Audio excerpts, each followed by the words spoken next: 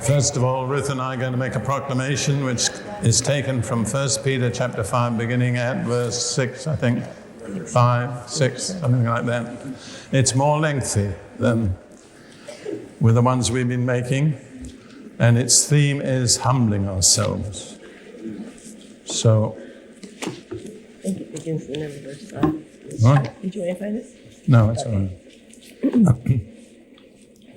Are you there? Mm-hmm. God resists the proud, but gives grace to the humble. Therefore, we humble ourselves under the mighty hand of God, that he may exalt us in due time, having cast all our care upon him, for he cares for us. We are sober, we are vigilant, because our adversary, the devil, walks about like a roaring lion, seeking whom he may devour. We resist him steadfast in the faith, knowing that the same sufferings are experienced by our brotherhood in the world. But the God of all grace, who called us to his eternal glory by Christ Jesus, after we have suffered a while, will perfect, establish, strengthen, and settle us. To him be the glory and the dominion forever and ever. Amen.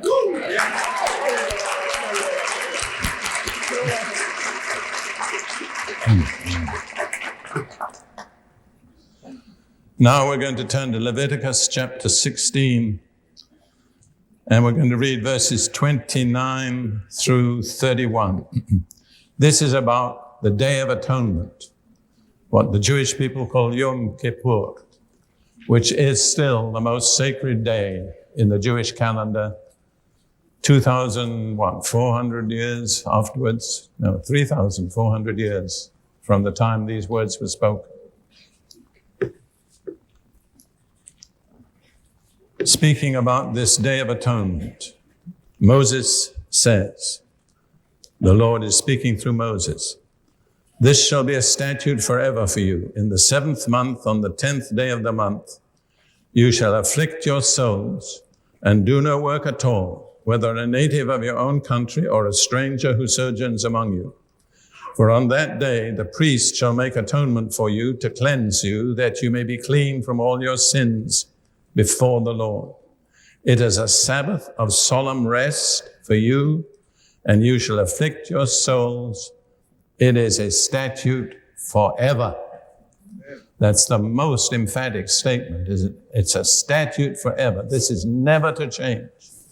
And as I've said, for 3,400 years or so, the Jewish people have always observed Yom Kippur. Even if they were in a concentration camp, they would observe it as a day of fasting. And in Acts 27, verse 9, you don't need to turn there, but it is called the fast.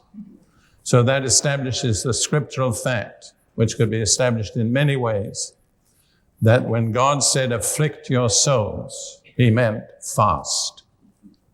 Fast, if you want to say it, but anyway, whichever way you say it, you get the right thing. I ministered once years ago with I think a Baptist brother who was called Clarence Fast. And I always said fast. But I concluded that he had the right to decide what way he wanted his name pronounced. So I went along with him and said fast. But it doesn't come easily to me even now. Anyhow, we're talking about, my definition of fasting is going without food for spiritual purposes. It's not necessarily going without drink, although the Jewish people for Yom Kippur, for about 25 hours, they normally go without food or water. It's dangerous to go more than 72 hours without water, and I would never recommend you to do it. I did know a preacher called Tommy Hicks who turned Argentina upside down some considerable time ago, and he went 17 days. Moses went 40 days without food or water, but don't ever attempt to go beyond 72 hours unless you're in a supernatural realm with God, as Moses was. But fasting is not just going without food, it's going without food for spiritual purposes. Now, why did God require that the Israelites afflict their souls? And that word afflict is a very powerful word. It's also used to describe what a man does to a woman when he rapes her. It's to subdue, to humble, to humiliate. And God requires that we humble, subdue, and humiliate our souls. And he said to the Israelites, if you don't do it every year, you're no longer my people.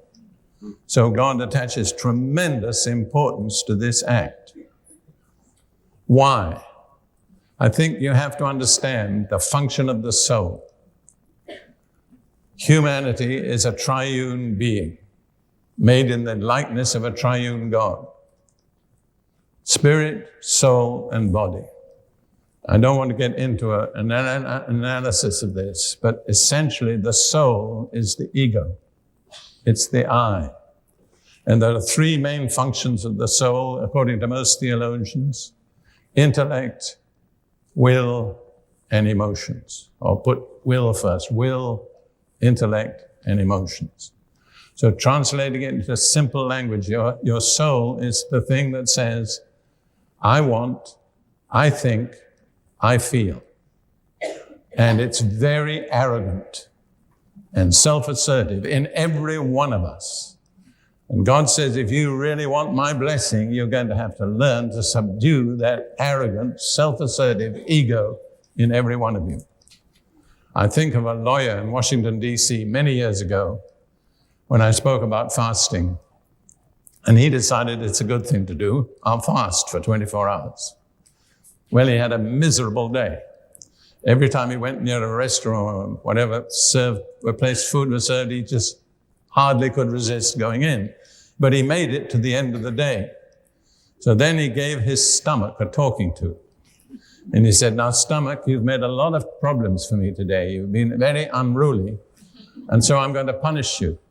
I'm going to fast tomorrow as well. And that is subduing your soul. It's bringing it under the discipline and the control of God. And God says, if you don't do that, you are not my people. That's what he said to Israel. I'm not saying he says it to you, although I don't see why he should make any difference.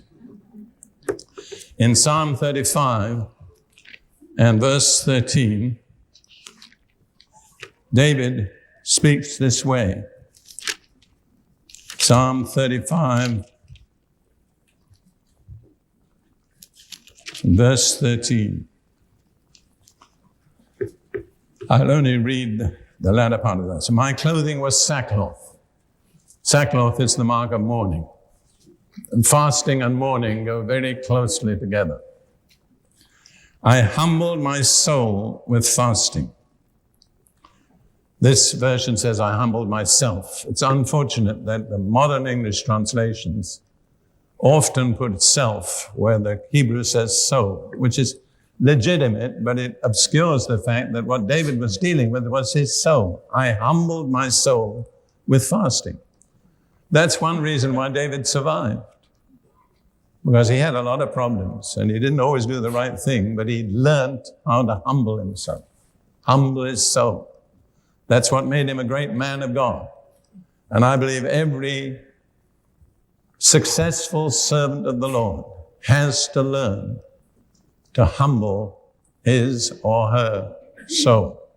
There are other ways to do it, but fasting is really the biblical way to do it.